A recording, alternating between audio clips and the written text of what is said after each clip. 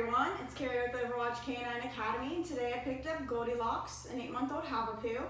Goldie Lox is going through our Advanced Obedience Training Program. We're also going to be working on some issues that our owners have been having with her, most importantly potty training, as well as just greeting guests more politely and not jumping. She also has a little bit of separation anxiety, so we're going to work on creating more positive association with her crate and building up her confidence. So follow along over the next 14 days to see Goldie Lox's progress.